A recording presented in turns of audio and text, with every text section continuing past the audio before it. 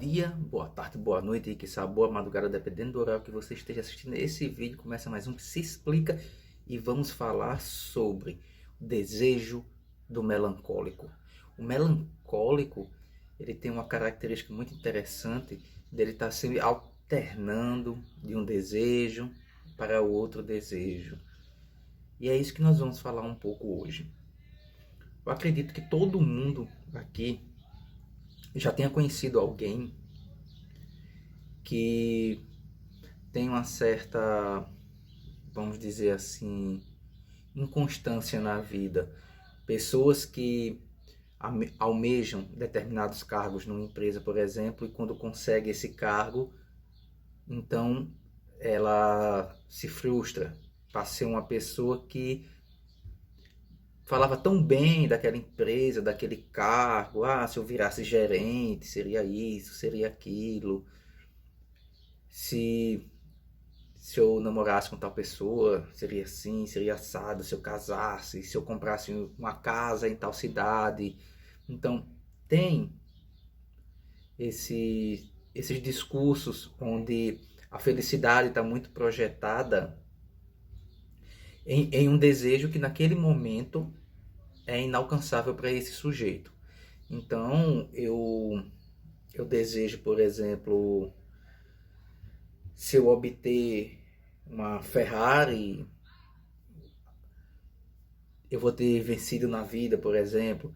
E aí as pessoas vão criando, elaborando, gerando novos desejos, gerando motivos pelos quais elas constroem o seu caminhar, constroem a sua vida a partir daquele desejo, a partir daquela possibilidade de realização, daquela possibilidade de felicidade, daquela possibilidade de prazer, de gozo, mas é sempre uma possibilidade muito externa ao melancólico. Essa possibilidade de alegria dele, de felicidade, está muito direcionada externamente a ele. É sempre algo ou alguém que vai ser o detentor desse desejo, que vai ser, que vai ser o detentor do objeto de desejo, que vai ser o detentor das possibilidades sonhadas, das construções elaboradas, dos planos criados. Então, esse sujeito, mais cedo ou mais tarde, ele vai obter algum desses seus desejos, porque quando não consegue, pode migrar para outro desejo, e esse desejo pode ser então alcançável. E quando esse sujeito melancólico, ele consegue chegar ao seu desejo, ele obtém aquilo que lhe realizaria, aquilo que lhe traria o gozo, que lhe traria a paz, a felicidade, o sentimento de completude na vida. Com um tempo após a obtenção desse desejo migrar de ser o desejo e passar a ser realidade, a ser palpável, a ser palatável, a ser experimentável, a ser vivenciável, o melancólico, então, ele se aprofunda na tristeza de ter o que ele deseja. E por que ele se aprofunda nessa tristeza de ter o que ele deseja? Porque ele construiu, como eu falei, ele elaborou fantasias, muitas fantasias, em cima daquele objeto, daquela pessoa, daquele emprego. E ele alcançou. Conseguiu conquistar, conseguiu casar, conseguiu namorar, conseguiu comprar o seu carro, conseguiu uma promoção na empresa, conseguiu passar no concurso público, conseguiu atender onde ele desejava, conseguiu um cargo de gerente. Ele obteve o seu desejo. De alguma forma ele conseguiu a obtenção do que lhe era apetecível em seu coração. E aí esse sujeito se depara com a realidade do objeto, com a realidade do emprego, com a realidade da pessoa. E ao se deparar com essa realidade, ele percebe que tudo estava muito mais envolto de edificações fantasiosas do que da realidade propriamente dita. Ao se defrontar com isso, então esse sujeito melancólico ele abraça a sua tristeza, ele abraça o seu sentimento de incompletude, o seu sentimento de fracasso. E isso ocorre por quê? Porque a realidade do desejo, do objeto, da pessoa, do emprego, é completamente destoante de tudo aquilo que ele criou na sua mente como justificativa para se obter a felicidade. E essa desconstrução gera angústia, gera frustração, sentimento de culpa, direcionei tanta energia para obter esse emprego e ao obtê-lo ele não é tão apetecível quanto eu esperava. Então, essa realidade fantasiosa era desconstruída e aí a realidade então é apresentada frente a esse sujeito. A frustração emerge, o prazer de outrora decai e esse sujeito começa então a ter outra necessidade de desejo. Ele começa a direcionar então suas energias psíquicas, seus planos, suas fantasias para outro objeto de desejo, para outro emprego, para outra pessoa. E aí a vida dele vira esse loop, se torna um loop de desejo atrás de desejo, de frustração atrás de frustração. E por que isso ocorre?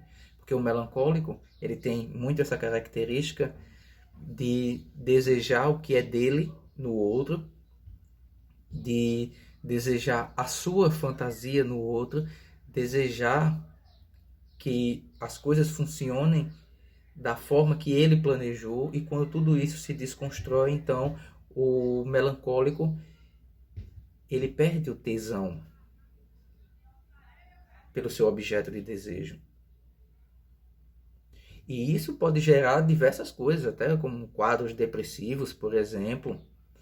Daí se faz a necessidade do acompanhamento psicoterápico. Como eu já falei em outros vídeos, não necessariamente você precisa estar num sofrimento psíquico para você fazer um acompanhamento psicoterápico. Se você se enquadra numa descrição dessa que eu dei, de pessoas que estão sempre migrando de desejo para desejo, obtém uma coisa, perde o gosto, ou começa a fazer algo, não chega a terminar, e esse prazer é desfeito, porque a realidade agora daquele plano de vida seu foi completamente diferente do que você imaginava, faça terapia. Porque você vai se conhecer, você vai entender não só os seus desejos, mas você vai entender as fantasias simbólicas que você vai jogando em cima desse objeto de desejo. Você vai compreender, muitas vezes, a irracionalidade da sua fantasia, a irracionalidade de que algo ou alguém ou um emprego possa ser o ponto de virada da sua vida para a felicidade, e que na verdade a felicidade está em você e você apenas tem que descobrir os meios certos de transformar essa realidade, vamos dizer assim, mascarada ou escondida ou ainda não descoberta dentro de você, em algo palpável. Por isso é importante a terapia.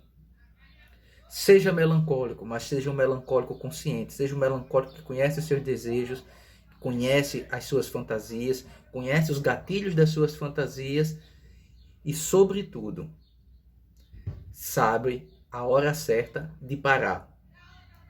E também sabe admitir o seu erro, sabe admitir os planos mal traçados e sabe ter a noção, consegue obter a coragem de lutar por uma nova vida, por um novo desejo, por um novo caminho, dessa vez direcionado por você e não por um objeto, um emprego, uma pessoa externa.